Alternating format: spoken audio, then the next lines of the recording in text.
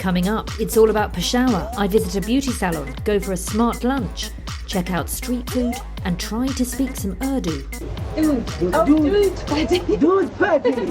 Dude patty. So I'm in Peshawar, and I'm with Khushboo and Raji, my friends, and I've asked them to take me to meet a girl called Khushboo who runs a beauty salon called Makeupandme. I wanted to see how beauty salons in Pakistan compare to London. In the taxi. Seatbelt? Seatbelt? There's no seatbelt. That doesn't exist here in the back. It doesn't exist. You are in one of the ancient living cities, so forget about seatbelt. Yeah. No seatbelts. Back in time to 17th century something. Well, do you know, it's like it was like in the UK when I was growing up. There was never any seatbelts. Well, we never wore a seatbelt in the back. I'm sure there probably were, but we never wore them. After a short 20-minute ride, we made it to Makeupandme. Amazing. Well, what are you going to drink? We're just sorting out the most important things here. So coffee and chai. Khushboo has just gone with Amna to make me a chai, which is very nice. And then I'm going to have a chat with her and find out all about her salon. Look at this. Look at this wall here. Khushboo has salons in both Peshawar and Swat, and she does all kinds of beauty treatments. But she explained that many women in these areas have never once visited a beauty salon. People just come to my salon just like in full covered, and they never done haircut in their whole life. Really? Believe me, they're like just hair. Oh, gosh. That much leading up to their height. Wow. And when I was going to work on their hair, and at first I have to convince them that you have to trim it, you have to maintain it, you have to like take care about it. Good condition. Yeah. Then when I convinced them, then I give them like a full transformation look, and then they were just like, at the end of the service, they said, "Is this me? Oh. Is this me?" And they, believe me, they were going with full confidence. Hey. Whoops. Just it in? Okay. Thank you. Towel going on. Oh, this is great. And I get my hair done. Gonna feel so good. Okay. Get it done, sweetie. This is what we do, yeah. I'm gonna like this is so cool. I'm gonna get you. Oh, that is so refreshing. It's exactly what I need. To any lady out there who hasn't been to a salon in Pakistan, you've just got to give this a go. So, it's lovely. Anna's laughing at me, look. There she is, she's still there laughing. So nice. I tell you what, there is nothing better on the planet than a head massage. So good. I'm trying to sort my hair out because the ends of my hair feel like something a donkey would sleep in.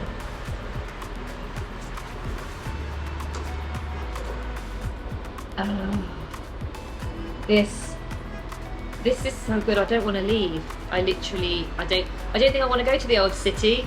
I don't want to see any of Peshawar. I just want to stay here. Forget Peshawar. Right, hair oil coming in. I'm going to sort this straw out.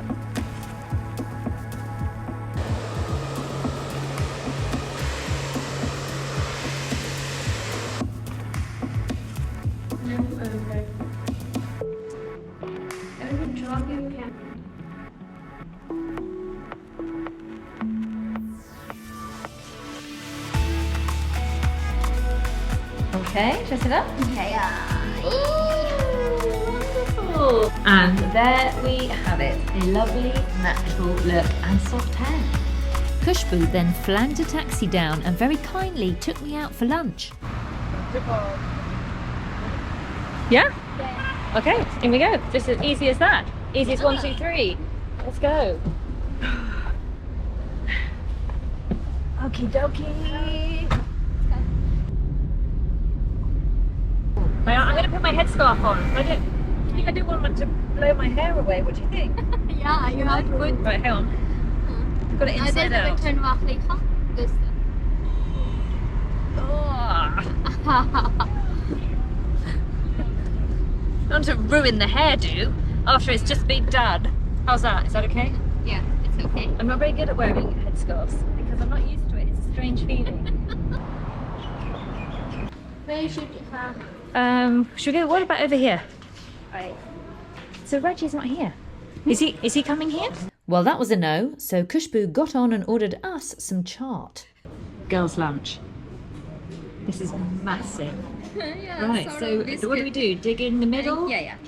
We dig in the middle. Right, ready? We have to. Oh, it's all crispy. Oh, wow. It's filled with all sorts of goodies.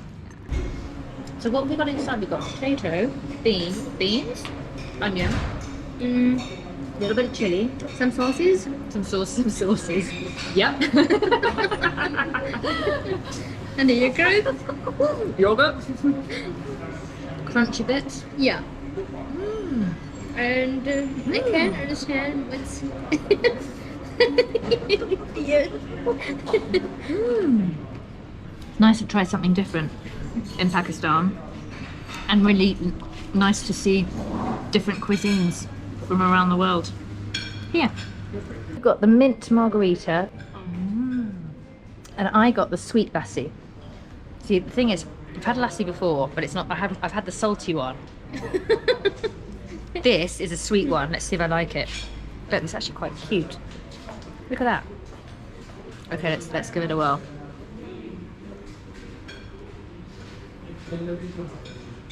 It's very refreshing. It's much better sweet. Yeah. I've got a feeling I'm going to be really full at the end of this. I feel like I'm in sort of 1970s England. Haldi dal tatao shake. It's amazing. It's brilliant. Gosh, now we have to get across the road. Ooh. Can't see what we're doing. So you just have to chance. Oh, look at that. You just have to chance it. Stop. Oh, it's great. Here we go. So my lipstick still okay after all that food? Yeah, It's alright. yeah, it's okay. I'll refresh it. Yeah.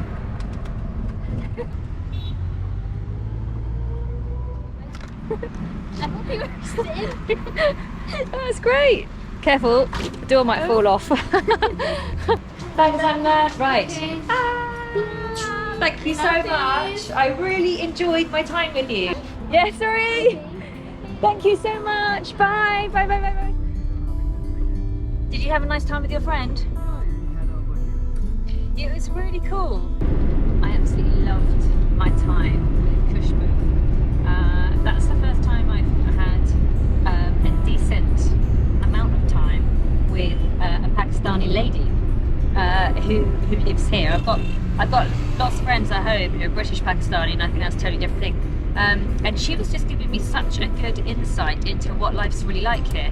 And we were comparing our upbringing, our cultures, and it was just one of those moments where you meet someone who's very like-minded. She's a businesswoman, I'm a businesswoman. She's been really successful, and I have to say credit to her, because let's be fair, she hasn't had it as easy. She has not had it as easy, and she's done it. So massive respect. Later that day, I headed into Peshawar. I was keen for a taste of history, so Raji and Kauza took me to one of the oldest tea shops called Zamindar.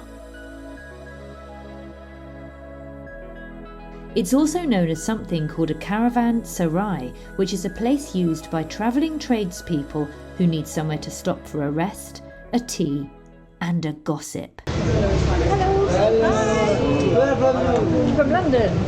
London. Yeah, I want to see what you do. Is that okay? They were making different types of tea here, so Raji picked one for us to try, and so started the language lesson on how to actually pronounce it. How do I pronounce it? How do I say it? Doodh is referred to milk. With Patti is the tea. Doodh patti with milk inside. Doodh patti. Is it what it got? Doodh. Doodh. Oh, doodh patti. Doodh patti. Doodh patti. Doodh patti. Yeah, that's what I got. Doodh is milk, right? With Patti sugar. is a Oh, is leaf. it? Doodh is milk. So milk and Tea which leaf. means Milk and water. tea leaf. As you get to know me more, you'll learn that languages are not my strong point. Great. So let's see then. What do? We put the milk in there. Is the dude in the pot? The thing is, look here. Raji was not amused. It was time for a serious chai lesson. The pot is very hot. So when they make doodh patti, they add the milk into it. Look at that. Tea And the leaves tea leaves. in it. I see. Sugar into it. Yeah. And then boiling it up. When Okay. they make green tea, again, Yeah. the water, you see the tank? Yes. The hot water. Yeah, the straight tea, in. And then cardamom and then green tea. Careful. You're gonna burn your fingers. Right, I think it's ready. I think it's ready. I think it's ready. Cool. Shukriya. Okay. Wonderful. Look at this. It was now time to experience the life that has been happening here for centuries, exchanging stories over a chai. This tea is 10 out of 10. Very good. It's very good. And I love the fact that this tea shop is on Storyteller Street, because people used to come here travelling along the Silk Road and stop by, sleep the night, have their chai and exchange stories. I wanted to see where people slept, and Kauser explained that tradespeople could either pay for a simple room, complete with a couple of beds and a blanket, or head up to the roof terrace for a more communal setup. We went to have a look. This is like open sky. Wow! What, so people still... Yeah, sleep here. So someone. No way. Really? So these are for travellers, right? Yeah, travellers. Predominantly from Afghanistan. Afghanistan, tribal areas. Yeah, they Chitral, just and come other for areas. business. Yeah. And are these private rooms as well? Yeah. Someone rich, they hire private room. Someone Yeah. cheaper, then they look. I couldn't get my head around the size of the beds. I'm assuming it's predominantly men that come. Yes. They're probably taller than me. Yeah. But if I go on this, It's very comfortable, you know. I mean, sort of lengthwise.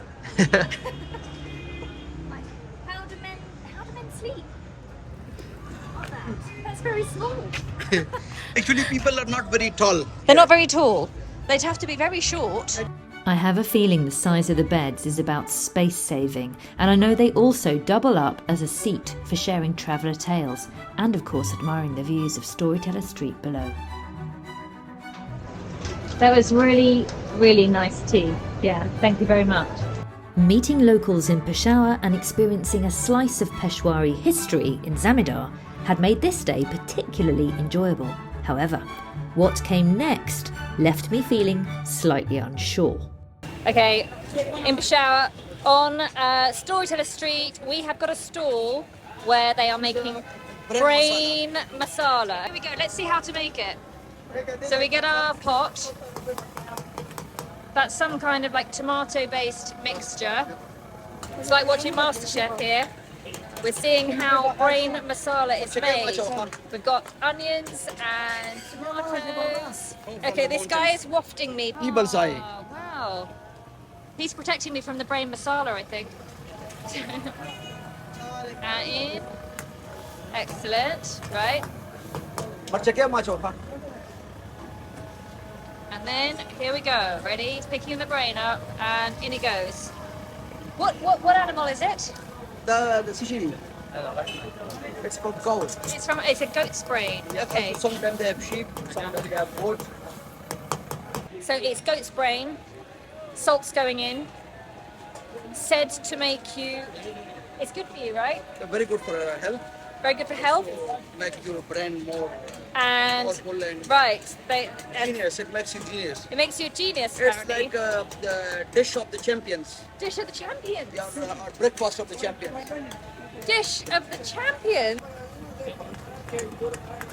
Oh, you're doing a good job here. This is looking really good. Herbs going in.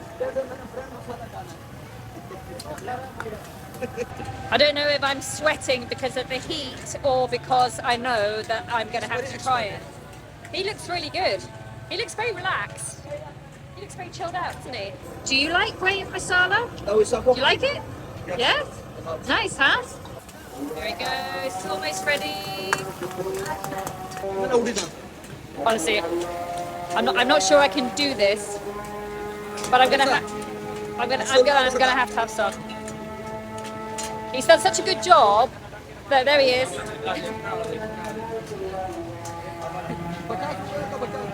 Here we go. Uh-oh.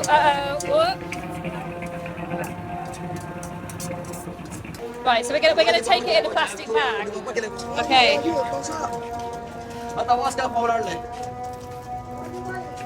As we walked along, Kausa reminded me that this was food for champions. I don't mind coming second place. I don't really sort of feel like I need to be a champion. But tell me, you said that there was something else in Lahore I should try. What else is in Lahore? You can try like in food. You can try takatak. What's takatak? Takatak is the. Do I want to know what takatak is? It's the testicle of the animal. So it's a very popular dish. No, okay, hang on. If brains makes you more intelligent, what does takatak make you? I think it will. Does that make me? I don't know what is the philosophy behind that, but maybe it makes you sexually stronger. It makes you more strong with guts, you know. So is takatak for women as well as men? Yeah. Or is it just, I think it's for everybody. There is no segregation, you know. Maybe it's an aphrodisiac. Anyway, I'm happy with second place and sleeping alone, I think. If you want to see me trying takatak or katakat as it's often known, you can watch it on this link. Oh, and one more thing. I politely passed on the meal in the bag to someone else that evening.